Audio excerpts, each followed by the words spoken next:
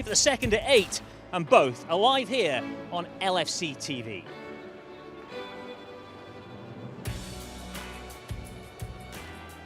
Welcome along to Matchday Live and to our Marathon Monday. We are live all the way through to 10:30 tonight. Don't worry though, we have a cast of thousands on hand to guide you through all the action.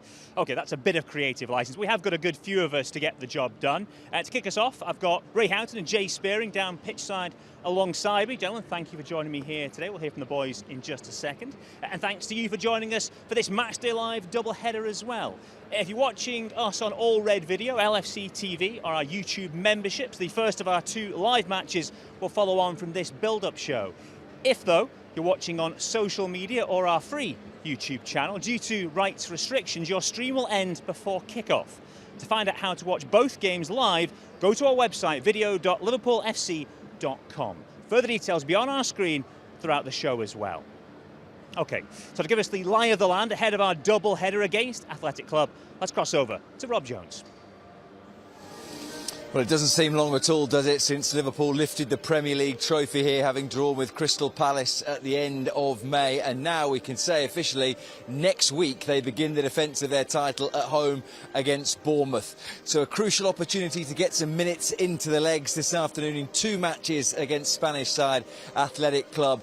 You could quite conceivably have said that the game against Yokohama F. Marinos in Tokyo last week, that was an 11 that could start any Premier League game. Might see a little bit of variation this afternoon in the 2 games that Arne Slot will look to try and guide his team through. Then there is one more match, a competitive fixture of sorts against Crystal Palace in the Community Shield at Wembley before that big kick-off, and Liverpool look to make it 21 league titles, starting against Andoni Iraola's Bournemouth next Friday night.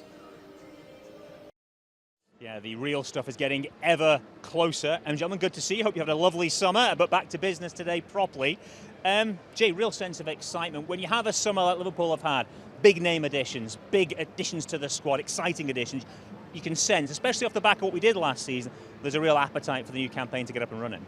Yeah, for me, it's been a real show of intent from the club that, you know, we don't want to rest on our morals and just go and collect that one Premier League title. We want to go again and we want to try and push on and go get more silverware. And I think the signings that we've brought in, you know, there's plenty to mention. Kirkers, the Verts, you know, Etikike coming in as well.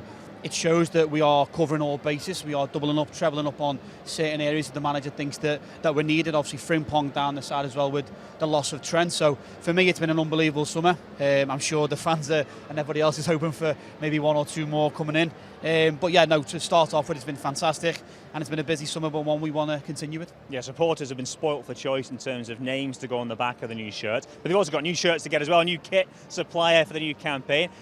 It's all kind of different, it's all kind of exciting. You must have had a bit of excitement as well when you were a player, Ray, and the new shirts come out, you get a little look. How am I going to look in that? Does it flatter me? Does it suit my colourings? Yeah, absolutely. The players will be buzzing over the summer as well for a variety of reasons. Yeah, there's a lot of sadness, but we'll talk about a little bit later on, of course. But the fans have come here today to look at the new players. They want to see them in the flesh. They want to look at them on the pitch here at Anfield and see what they're going to contribute this season. Because now Liverpool are a target. We've got a big target on their back. They're now champions from last season, you know, and you have to live up to that reputation, because every time they play here or they play away from home, everyone will be wanting to beat them, and it comes down to the depth of your squad. We've obviously got the experience of winning it, but the new players coming in, how quickly they get up to speed with the others to play in this environment, because the pressure will be on every game that you're going to play for Liverpool this season, and we'll see how good the signings are going to be. Potentially, they'll look brilliant, but it's what matters. When you start playing the league matches, that's when the test comes. I'm sure they'll be ready for it, but this will give them a little bit of a taster of what Anfield is like, the noise in the stadium today for the 2 matches. Yeah, big place and a big club with big expectation. We saw the new kit on display in the club store there. The new Adidas line is out. That'll be what they're wearing today. I remember the old 81 to 91, 88 to 91, I kind of like the away shirt of that Rays era. In terms of the bigger picture, you know, we touched on it, it's going to be emotional. Jay, given what happened to Diogo and his brother, I just wonder how, as a squad, you've tried to cope. You've been around, obviously, the training ground, you spoke to some of the guys. It's still something that even supporters are still trying to get their heads around. Do you know what? I also think it's going to be one where I don't think many people will ever get over it. You know, it's a real huge loss to the club, to their family. Diego was an unbelievable guy on and off the pitch. He was incredible. He always had a smile on his face. He left absolutely everything on the training field every single day. He did exactly the same when he played for this fantastic football club, and you can see how much of an idol he was to the players, but also to the fans. With the shows of support. And every single game that comes at Anfield moving forward, every single opposition team will want to pay their respects, but the players will want to do it for him as well. He was a fantastic teammate, a fantastic person, a fantastic father, husband, son, and he was a genuinely hell of a good guy. And it was an incredibly sad thing that happened, and the club have been an absolute class act with everything that they've done with since things have happened. So is the world of football as well. We've got to mention every bit of world of football have been supporting the club in every way, form. And yeah, listen, it's an incredible sad thing and a huge loss, but it could also give the players a little bit of something to really play for, and to back it and go out and like Diego would. The manager said great words, play like Diego would, and that's what the players have got to do. Yeah, I'm sure that he'll be remembered throughout the course of the season. I'm sure supporters will show their appreciation for him here today as well. Okay, let's get to the matter at hand then, and that is game one of this double header with Athletic Club and the team that Arne Slot has gone with today. They will line up as follows. It is Freddie Woodman in goal, then Darwin Núñez, Alexis McAllister, Curtis Jones, Harvey Elliott, Kostas Tsimikas, Andy Robertson, who'll captain this side today, Trey Ione, Ben Doak, Rio Ungamoa and Lucas Stevenson on the bench. Pesci, Coney Doherty, Kumas, Pilling, Dans, Lucky and Laffy. So first thing to note from that, Ray, is there's not an abundance of centre-halves in there, so there will be some rejigging and some players out of position. We've seen that a good few times through pre-season already, through necessity, because of a lack of numbers at the back. We think it potentially will be Kostas who plays as one of the centre-halves, alongside Trey Ione. That's going to be a real challenge for them. But I guess if you want a challenge like that anywhere, it's in a pre-season game. Well, listen, if you want to play for Liverpool Football Club, there's times you might have to play in goal. I mean, that's the level of it, you might struggle a little bit with that. But it's just, that's what happens in football. There's some injuries and some illness when it comes to the centre-halves at the moment. Manager needs to make changes. He's going to have to play players who might want to play in midfield to showcase their talent and maybe put their name down for how they can be part of his squad in the upcoming fixtures that he's got. But sometimes you've just got to adapt, and you're going to play at centre-back, and it's how you go out and apply yourself, and I'm sure Trey will do that. I mean, I watched him against Yokohama, and I thought when he came on, he was very good. Attitude was excellent. He looks like he's got a bit of shape about him. He's moved on from last season. We're all wishing him every success with Liverpool this season. And this is a chance if he goes and plays at centre-half. He won't let anyone down. Yeah, it's not a natural position for him, but you'll want to get on the ball, and that's what you want for your centre-half. People who can distribute the ball well, always make themselves available. Yeah, it's not always physical at centre-half. Jay will tell you that now. It's more about positional sense, covering your full-backs, talking to your other centre-halves, and, Kostas is going to have to talk to him quite a lot to get him into the right positions, and that just comes with experience. You're looking for your more experienced players to help you out, but it's a good opportunity for them. I'm really looking forward to watching the youngsters, because you want to see what's the next level at Liverpool Football Club. We all know the big names. We've seen them from the last season or so, or more. They know, we've seen them on a regular basis. We know what they can do. I want to get excited by the youngsters. What are they going to bring to the table? What are they going to show? What are they going to do in front of this crowd? Can they handle that pressure? There would be a pressure here tonight, believe it or not, for some of these youngsters coming in. Jay works with some of them. He knows what they're about. In your own environment, it's fine. You step up. That's when you're tested. That's when you find out about them. Can they handle that pressure being in the changing room with the more experienced players? But also, in terms of that positional argument, there might be times in the season where we are short of numbers and someone does have to play somewhere he wouldn't know. James Milner, how many times did he play right back, left back? Other players have dropped deeper and played centre back.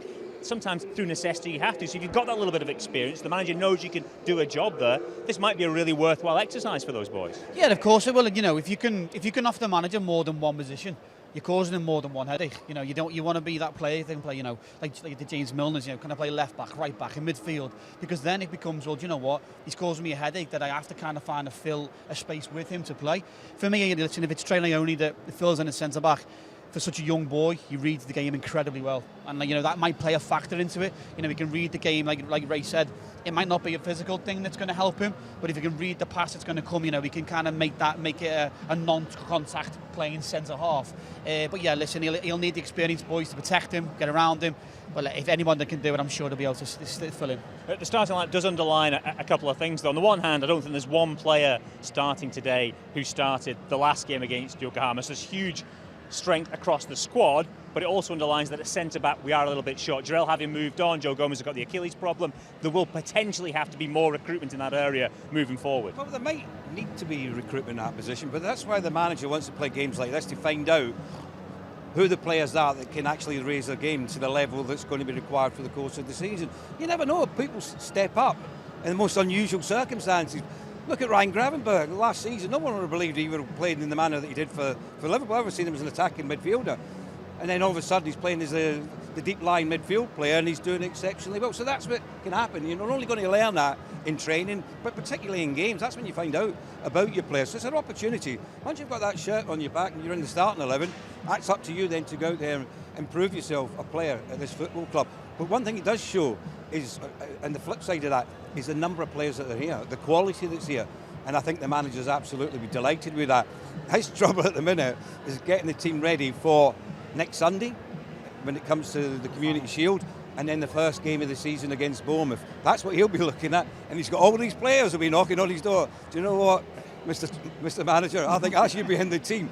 And that's a great thing to have. That's when you're at the top of your game as a manager, is when you can handle situations like that, when there's so many players that are vying to get into your first team, and you've got to be the big boss that can only pick 11 and then keep everyone else happy. That's when you know you're a top manager. Were you the type to knock on the manager's door, or were you always in the team anyway, no, so you never had to knock on the door? I was very fortunate. I played quite a lot of the time, yeah. I can assure you, when I wasn't in the team, I was knocking on the manager's door. Just in terms of the word opportunity, it's something we throw out in pre-season, but they're getting less and less now. For the guys who are on the fringe, do you think there are players within the squads today who are kind of maybe one way or the manager and his team are looking and saying maybe we'll send them out on loan, or maybe we'll move them on, or maybe we won't, and they could still make a decision based on what they see in these remaining couple of games today and the Community Shield to come? 100%. The decisions will, on a lot of these lads, a lot of decisions won't be major. And like you say, this is a huge opportunity. We throw the word opportunity around quite a bit, but it actually is. And these boys have worked all their academy lives, however long been in the academy, to trying to wait for this moment. Then this is their chance to go and do it. Listen, they just have to concentrate on trying to go and enjoy themselves, which is incredibly hard. You come to play in front of a crowd of 60-odd thousand for the very first time, but the boys have worked so hard day in, day out for years after year after year to get this chance. And it's one where you can also change an opinion, or you could also make an opinion. So it's an opportunity, which is the perfect word for it, to try and showcase what you're about, to then move forward for the rest of the season. Is that the message you try and get into these young boys? You're working with the academy lads day in, day out. Is that what you try and express to them? Look, take these opportunities, make the most of these chances on the big stage, showcase what you can do. Yeah, we have to, because they graft so hard every single day in the gym, outside the gym. They eat everything correctly. They work so hard in the games that we play. We've had a fantastic pre-season. They've all had minutes in the legs. Now this is, all right, a different word, audition. It's an audition for them to go out and showcase what they're about. Can they handle playing, like Ray said, in the nicest way possible in the academy? They might play in front of, 200-300 people. Now they're going to play 60,000 people. There's one thing to try and challenge. You're not going to be able to talk. Well, you can talk, but obviously is anybody going to hear you, because the crowd are going to be nice and loud. You're then playing against a different opposition, a foreign opposition, that are going to probably be, a higher standard of player. So there's a few factors you have to take in, but then also trying to take them factors in and control what you want to do about how you can do your game. So, for these young boys, it is a huge test, but they work so hard to get to where they are now. What a stage to have an audition on, though. Not too bad, is it? What a place, what a park. The pitch looks magnificent, the stadium looks magnificent. 60,000 will be in here today to watch this double header with Athletic Club Bilbao. Okay, let's head inside now the main stand, where Rob has been speaking to Arne Slot. 11 days to go until you kick off the defence of your Premier League title. How satisfied are you with the shape your squad's in at the moment? Yeah, but before we play that game, there's a Charity Shield to be played. Happy because almost all of them are fit or stayed fit. Unfortunately, Virgil is sick today. We missed out on Alisson. Joe Gomez is not there. Conor Bradley is not there. But till now, we've stayed fit as we wanted to be, and new signings came in, so they got adjusted to what we want. So looking forward, first of all, to today and then to the next weeks. Of those players that you mentioned there, are any a concern for Palace or for Bournemouth? Virgil, of course, normally not. Joe Gomez and Conor Bradley, it's going to be tight. Do I forget someone? Alisson will be back in time as well. You mentioned there the new players coming into the squad. Obviously part of pre-season is about fitness, but how encouraged have you been by some of the combinations you've seen so far from your new signings? I would say impressed, but that's not completely true because we know what we've signed. So then you also know what to expect. Indeed, I've seen many good combinations from the new players, but also from the former players. So they are adjusting to each other better and better and better. But I've also seen that we've conceded 4 goals against Milan and 1 goal against the Japanese team. So yeah, and I got a little bit used last season about having clean sheets or not giving away that many chances. So these are the things we need to improve, but definitely offensively we've seen things that look very promising. It has obviously been a difficult summer with the loss of Diogo, and players, staff, fans have all grieved in their own way. Today is the first opportunity for everyone to do that collectively here at Anfield. Yeah, indeed. When we were in Preston, when we were in Hong Kong and Japan, it was every time very impressive what Preston did, what the people in Hong Kong and Japan did for us as a club, and for what has happened, of course. And now we're back at Anfield, so it's going to be emotional again, I assume, for everyone that's involved, for everyone who's in the stadium today.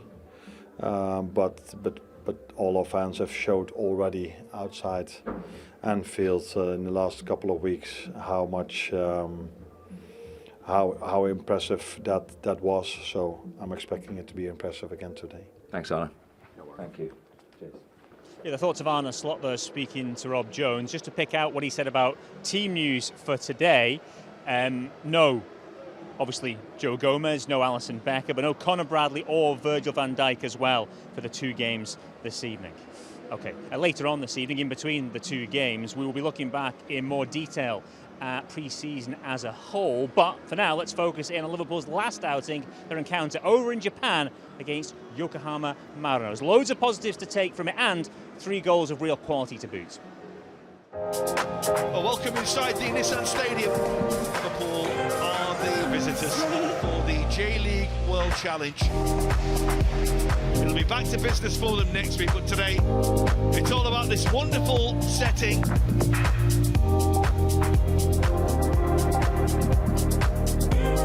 That's nice. That's Cody Gakpo, and that's come back off the post. Wouldn't quite come round for him. Salah. Bradley again, Ekitike! Cheeky. Oh, that's a lovely ball, really good run as well. Uenaka with a goal to remember for him. Salah and Jones. And it's a Liverpool goal, scored by Florian Wirtz. Frimpong, what a goal that is. Trainioni with a memorable moment for him. Here comes Rio Engomo. Can Liverpool sign off in style?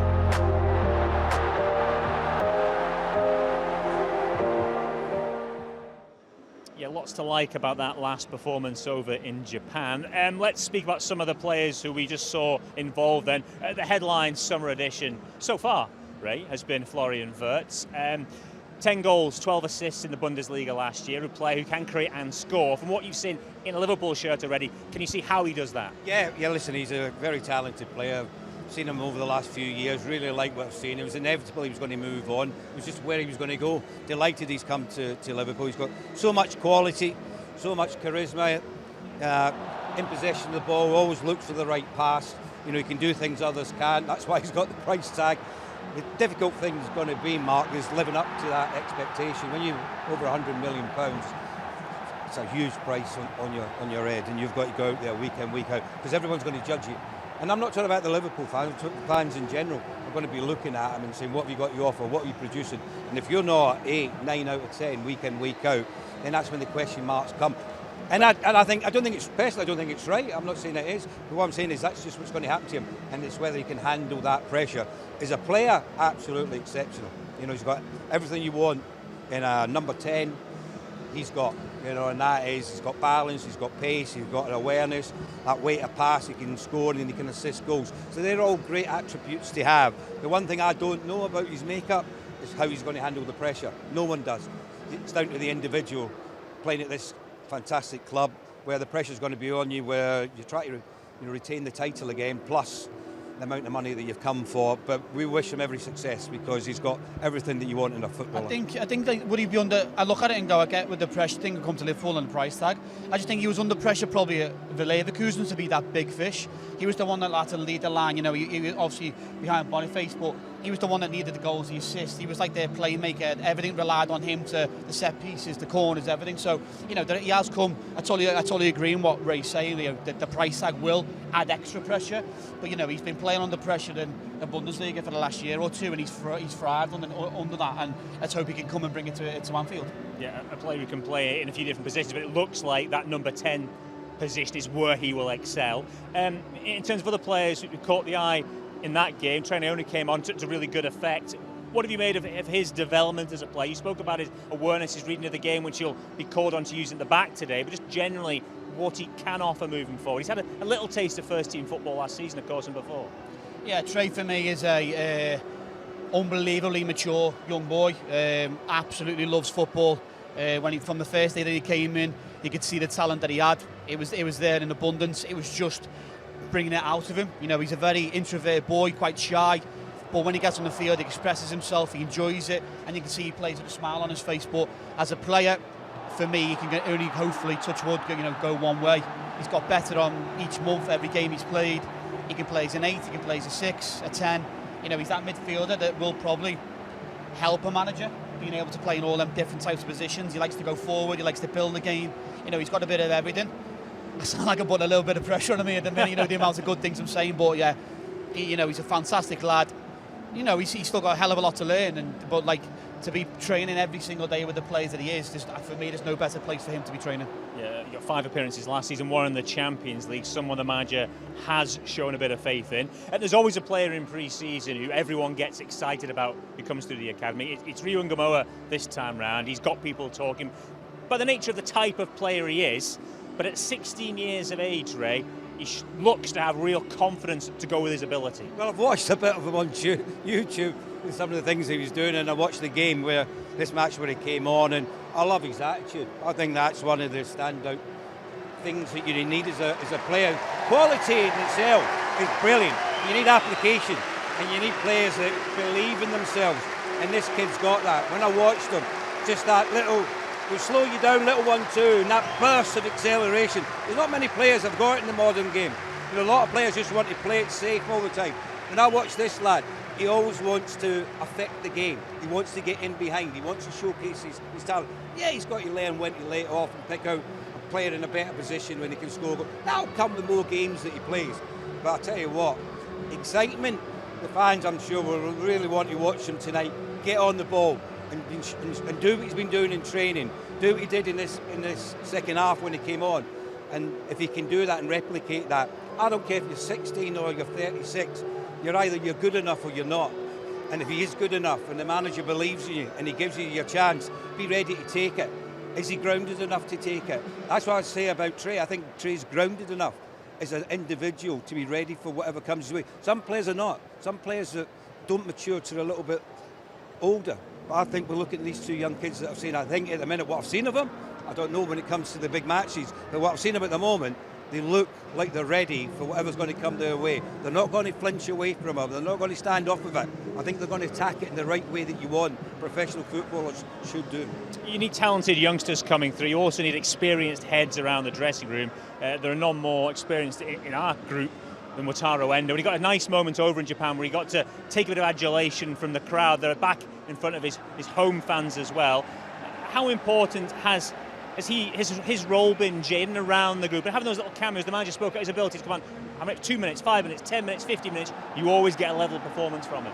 As a manager, and even as ex-players, when you have people like that in your dressing room, they are absolute gold dust. They are like so hard to find. He's been an absolute credit to himself, to his family. For me, you know, even the fans are now turning into endo time. You know, when he comes on, we know it's kind of like the game's being shut off. Nothing's going to happen. He's going to make a tackle. No one's going to get past him. He's going to give everything. He wears his gum shield with pride. You know, he's coming to war. Well, the players love him. The staff love him. He's unbelievable. Like I said, they're absolute gold dust for me. And I think, oh yeah, he goes about his business. Yeah, goes about his business, and nobody would ever know he was there. Well, you were asking earlier about Trey going back into centre half. Well, there's a fella who can play centre midfield or go back, play right back, centre back. Doesn't matter. You just ask him to go and play in a position, he'll go and give you 100%. You can ask for no more from a footballer. Go out there and give 100% game in, game out.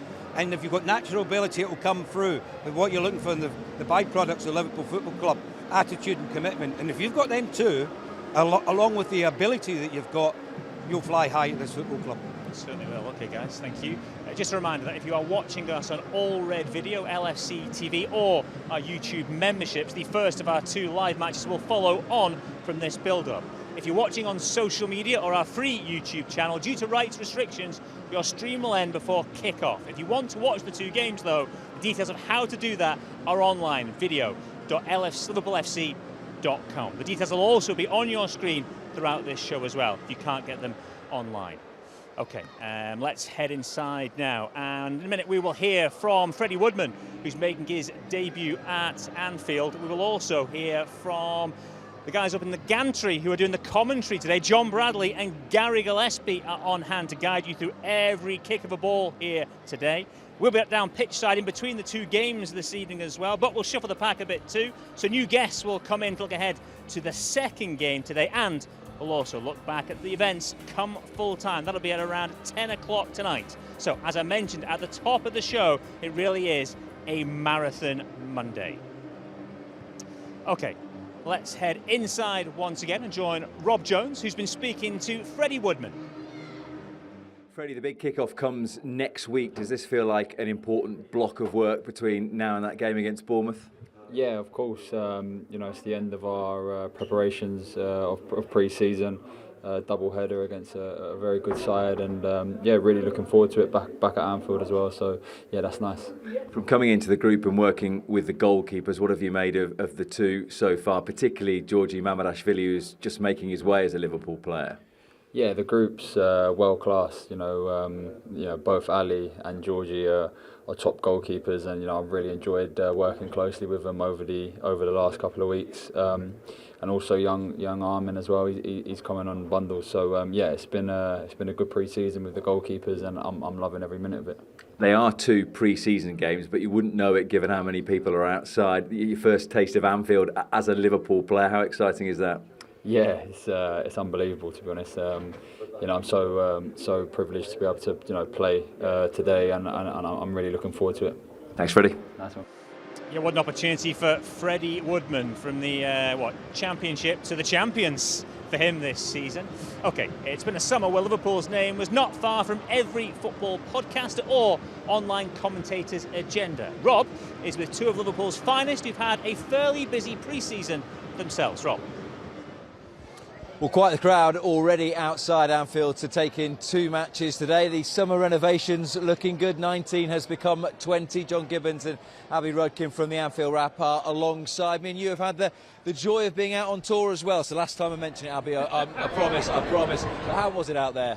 Yeah, fantastic. Just seeing the passion for the football club was the main thing for me in both Hong Kong and Japan. You know, their commitment. The game sold out in no time at all, and even training, having 25,000 plus there just to watch Liverpool train was unbelievable. And so a great experience, and one of the few seen Florian Wirtz play for Liverpool in the flesh, and let me tell you, he's very exciting indeed. So to watch the new players was great, but just to see the togetherness with the squad was really nice as well. But it is funny, I think, because we do all live in this bubble, and any time you go outside of England, you think, well, no one really cares about the Premier League, and you get to somewhere like Hong Kong or Singapore or Japan, you're like, oh my God, they're everywhere.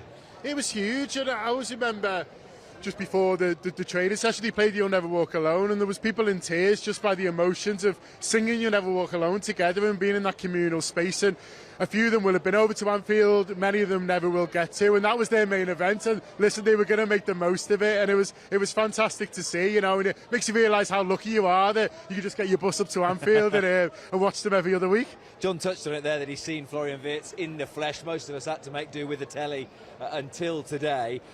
A precursor of everything with it's only pre-season, but how encouraged have you been with the new signings so far? I'm so excited now I've seen him. When you just think with that price tag, maybe you won't be able to live up to it. There's so much pressure on him. No, he's taken it in his stride already, and I know I'm like jumping the gun straight away and just being like best player in the world, but it does feel that way, that we've literally built this team that's ready for a dynasty, really. When we've probably got 2 in each position almost now that are just starters. I haven't seen the lineup for now just yet, but I can imagine we'll see the likes of Wirtz and that in at least one of these games, and the fact that we're at Anfield and it'll be his first game's just so exciting. And even Frimpong, and we've got Kerkez as well, and Ekitike as well. So many signings, you're forgetting them all. Yeah, exactly. There's too many to count, but you can worry a little bit, like, is there going to be too many? Is it going to be too much bedding in, too much of a transition? But it didn't look that way at all. Even all like the initiation between the players and what we're seeing on social media, they've all already come together already to play. Absolutely amazing, and I'm so excited to be able to see 2 games today. Is it more exciting given that Arne Slot came in and won the title having signed just Federico Chiesa, that you think, well, all these, if you add that to the pot, this could be quite some team? No, it's definitely that, because I was thinking, right, he'll have to get a few players last season and bed them in and that'll be his team, but he didn't do that. He only signed Chiesa, and he takes Klopp's team and sort of makes it this league winning team that I was not expecting at all. He even got a trip down to Wembley, and it's just unbelievable. So now he's got to back him from the owners to be able to go and get some players. The players that he's signing, they're not just anyone. These are absolute world beaters, and it's just so exciting. And who knows what's going to happen next season. I can't believe that we've ended up with the likes of Wirtz playing for Liverpool. I just can't believe it. Allow you to be greedy, but do you fancy some more? I think Arne Slot does, doesn't he? I think he's been a bit greedy, and listen, it's been an exciting summer so far, as Avi's just said, and so much talent here, but I think they do want more, and it just shows how they really want to attack it, and I think that's fantastic because we are champions. Like you said at the top, the wall has changed, but Arne Slot want to win it again, those players want to win it again, and then it's can they go a little bit better in the Champions League as well. So they're setting up for success, and as supporters, that's all you can ask for, really. So today's the first step on what I'm sure is going to be a really exciting season. You like the new threads? Yeah, I definitely do. It's gorgeous. I'm so happy with it. If you're going to ask anyone, ask me, because I absolutely love Adidas. It's absolutely gorgeous. I think I prefer the away with the way it's got that sort of badge around the crest, but to see them playing in the home kit today is going to be absolutely amazing. I'm really happy to see it. We've talked about the joy and the excitement and the new signings, but it is also an incredibly poignant day. I saw you speaking on the telly just the day after Diogo had passed away, and it feels that players, staff, fans have all grieved separately, and today is the first chance to do it collectively. Yeah, it's the first time back at Anfield, and there's going to be quite a few firsts, isn't there, over the next sort of, couple of weeks and months. But this is the first time back at Anfield. I think everything that Liverpool have done so far has been, phenomenal, and I think everything that they've planned, over the next few weeks just feels like it is hitting the right touch. And out in Asia, there was chance for Diogo on 20 minutes and singing his song. I'm sure we're going to have that not just today, but throughout the season, really. And listen, he'll always be with us, and he'll always be part of Liverpool's history. He was number 20, helped us win number 20, and on the 20th minute, that'll be sung. And so it's going to be emotional, I think, for a lot of people who are still coming to terms with the reality of not seeing him play in a red shirt. It's going to be emotional for his teammates and his friends who he plays with. So that'll be part of it, and the togetherness that this club will always show is more important than ever. And that is the thing. You don't want to sound cliched, but if he was part of the squad today, he'd be excited by all the new faces you just mentioned about the new kit, that sort of thing. So you sort of have to temper feeling so sad that we've lost a player and a person, but but moving on as best you can whilst always remembering him, which I guess is what the players will try and do. Yeah, he absolutely loved Liverpool Football Club, you know, and now he gets to be ingrained in our football team forever. You know, he's always going to be number 20, he's always going to be in the changing rooms, and him as a player, he absolutely loved Liverpool Football Club, and he'd want us to go on and win more things. He was going on about how much he wanted to win the Champions League in the last few interviews that he ever did. So in my mind, I just think we need to go and fight for the Champions League, fight for the league again. That's what he'd want. He absolutely loved the players. They all loved him so much, and you can see how much they've all mourned together. And now, like we've just said, there's a chance for us to all mourn with them now and come together and be able to sing on 20 like John's just said. But I think there'll be an extra fight in them now. There'll be that fight in them to do it for Jota and to be able to, you know, make him proud, really, to be able to go out and, you know, win 21 and go for the Champions League and win other games. You know, he loves football and he dedicated his whole life to football and this football club in the last 5 years. So if anything, you know, you've got to go and put that fight in, and we can all have our part. We can all sing his name. You know, there's murals of him going up all around the city. You know, we'll all have our part to play in that and keeping his memory alive. But one thing that he did love is football and Liverpool Football Club, so as long as we're fighting for him, and all of us, the team and the players, everyone in the city will always remember him, and you know, that's a big part in them playing and putting a fight in on the pitch. Abby, John, thank you very much indeed. We've seen a good few emotional days at Anfield and around the city of Liverpool in the last couple of months. It will be another one today, but there is also plenty of reason to look ahead with such excitement at the season to come. Thank you, guys. OK, let's head up to our commentary team for our first live game today. Gary Gillespie is on co-coms for us, but first, John Bradley with a reminder of the Liverpool team that will be kicking off the double-header against Athletic Club. John. Yes, thank you, Mark. Welcome up to the commentary position in the main stand. High up here alongside Gary Gillespie, and really looking forward to what should be two fascinating games of football. Much of the hard work for both these clubs in pre-season has been completed now. And for Liverpool, back-to-back games here, and then it's off to the Community Shield, Gary, and then straight into the season. Well, that's what we're all looking forward to. The first game against Bournemouth here. Is it 2 weeks on Friday, I think it is. But still a lot of games to be played. Unusual playing two games back-to-back. I know we did it last year in pre-season, but it's still getting a little bit used to it and a little bit odd. But in saying that, what it does do, it gives every player in the squad from both teams, both at Bilbao and ourselves, it gives them an opportunity to get a little bit of game time under their belt. Well, obviously the sides are being mixed up for both these games, and it is a blend of experience, it's a blend of youth as well. From both sides, I think they've probably talked to each other about the two sides that they're selecting so that they're fairly well balanced. They want good competition from both. Let's take a look at the Liverpool side that Arne Slot has selected for this first game. Freddie Woodman gets a starting in goal. Darwin Nunez is up front.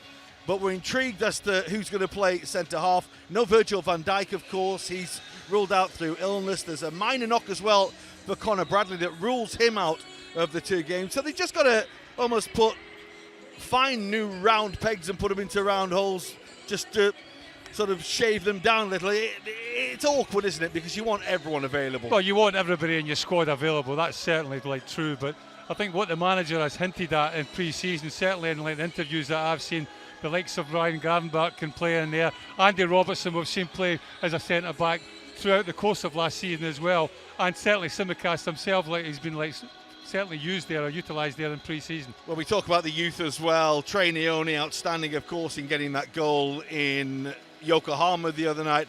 We've seen Rio Ngomoa just catching everyone's attention, really, with his breathtaking performances. Lucas Stevenson as well has really acquitted himself very, very well.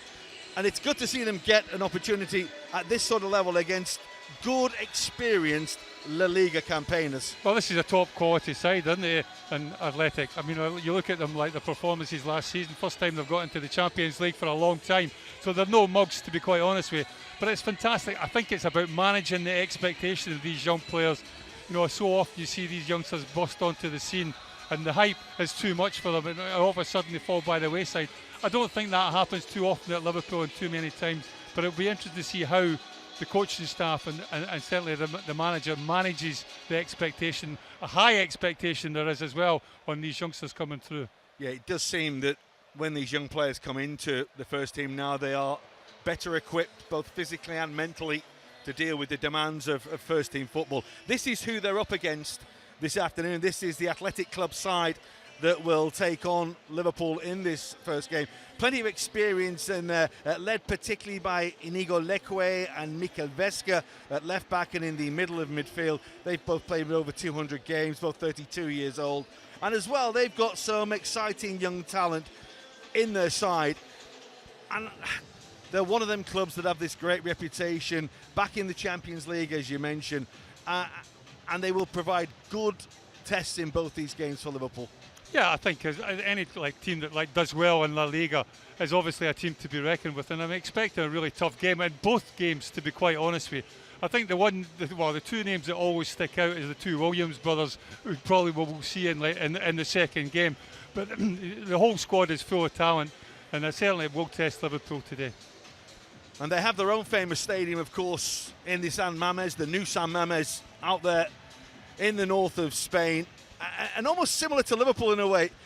You've got sort of Barcelona and Real Madrid tucked away down the other end, and up north there's this little enclave of a club who fiercely proud of what they've achieved in football and fiercely patriotic as well. Well, it's very much part of the Basque region, isn't it? And it's certainly, they've really stuck to their guns pretty much so by only signing Basque players and bringing youngsters through the youth team. We played there, I remember, back in the European Cup. The stadium is massive. I know it's a new stadium now, but the old stadium was equally as big. And I always remember the Liverpool fans in the far corner, way up to the top. I mean, really in the rafters. It was obviously almost impossible to get a good view. But as I say, the atmosphere was absolutely electric, and they do know how to support their team. They certainly do. Well, these are two sides who could meet, of course, in the UEFA Champions League this season. Today we have a little curtain raiser ourselves for what lies ahead in the coming months, but in this double header we're really looking forward to this first game to kick off with Liverpool and Athletic Club, and it's kicking off very, very shortly, isn't it? Certainly is, Brad. The boys offering a bit of insight into our opponents today. Just worth reiterating, Ernesto Valverde got them fourth in the Liga last year. They are back in the Champions League again, as Brad has just explained. This is a quality outfit that will offer a real test across both these fixtures here today, Ray. Yeah, absolutely. You've got to remember, this is build up to the start of the season. So the manager will be looking at every player that he puts out there, every team selection, the formation that he's forming at the moment, which is going to be the right one for the first match that he's upcoming. So that's what he'll be looking at. He'll be looking about the application of the players going out onto the pitch, just as we were talking about Liverpool and the youngsters with their opportunity. It's the same for the players that are starting in the first game.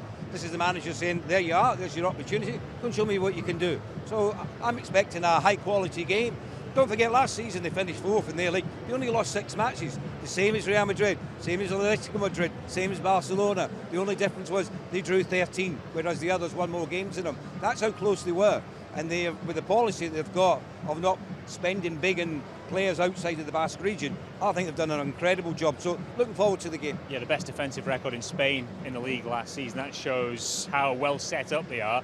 But just on that, the method of bringing players through, only playing players from the Basque region who come through the academies of the various teams out there, to be applauded in this day and age. But you just wonder how they manage to keep churning out teams of such quality who can compete, Jay. Yeah, it is. It's incredible how they do it. You know, they stick to what they believe, they stick to how they want to do things. The club is well run. You know, they brought in a fantastic manager last year, like we just touched on with Ray. He had them building in a way that they were solid foundation. Okay, the draws have probably hindered their season, but when you look at it, if you build yourself a solid foundation, there's always room for improvement. You know, that's the first and foremost thing. If you're keeping clean sheets, you're drawing games, there's always that chance to win games and obviously change for the next season.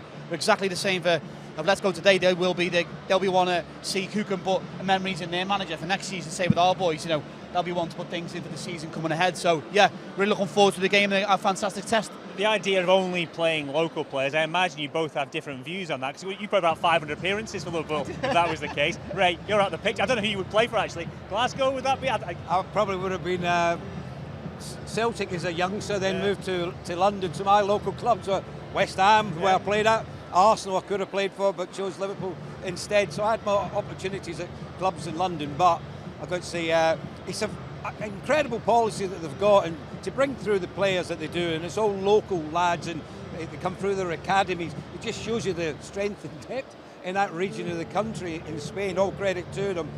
And it gives the fans apparently love it. I mean, they don't want it any other way. I think it was like 70-odd% of them saying they'd rather have just Basque players and get relegated, even though they've never done that in their history in the Spanish league. It's brilliant. As John mentioned, the two sort of most famous players are the Williams brothers. They aren't involved in this first game. Potentially we'll see them in the second game.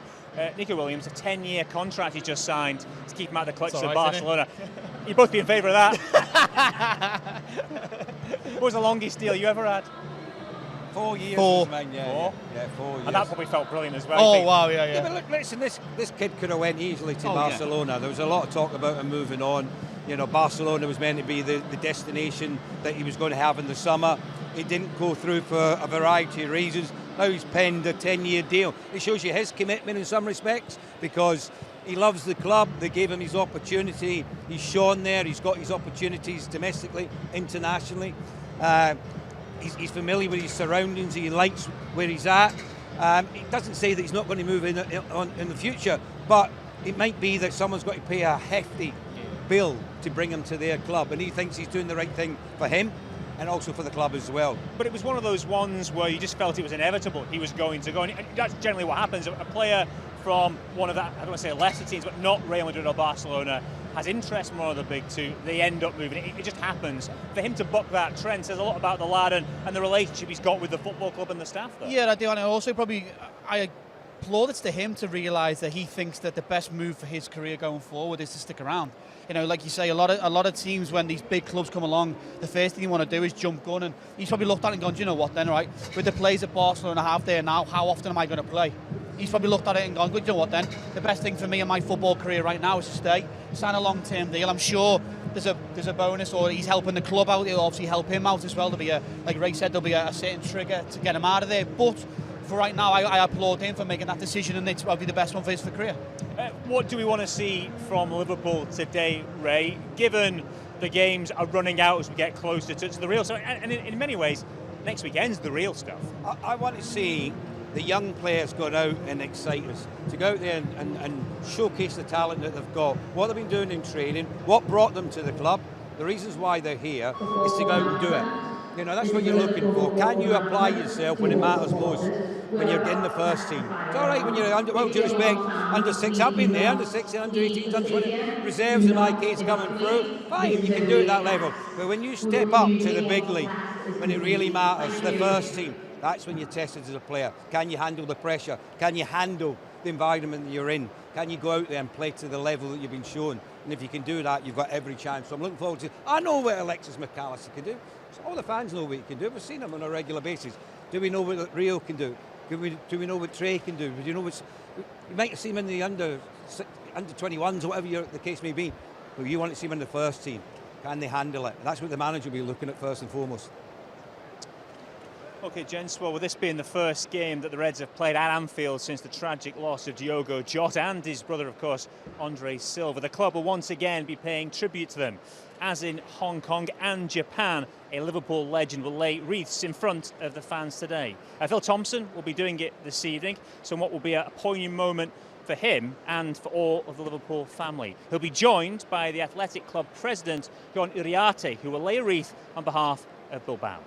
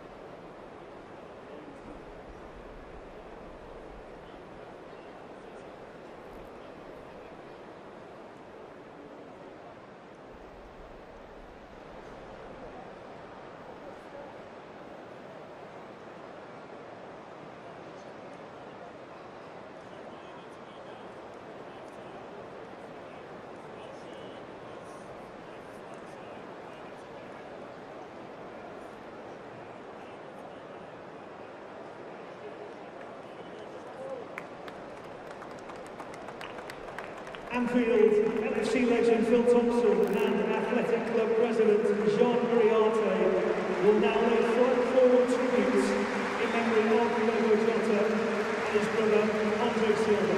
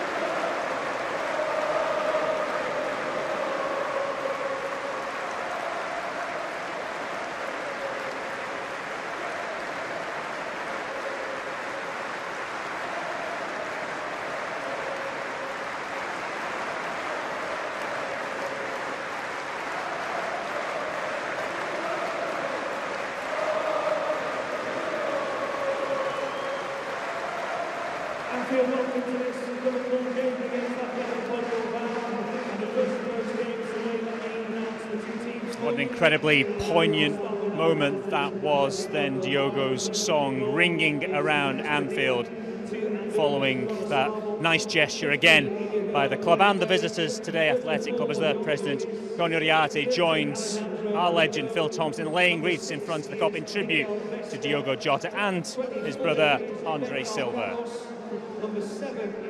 That is us out of time for the moment. Just a reminder that if you are watching us on All Red Video, LFC TV or our YouTube membership, our first live match day will be up after I finish. If you are watching on social media or on our free YouTube service, your stream will end. You will not be able to watch the live action. If you want to watch the games, then go to our website.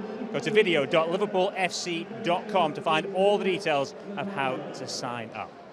And that is it from me for the moment. Let's head to our commentary team for this first game, though. It is former Liverpool defender Gary Gillespie and first John Bradley.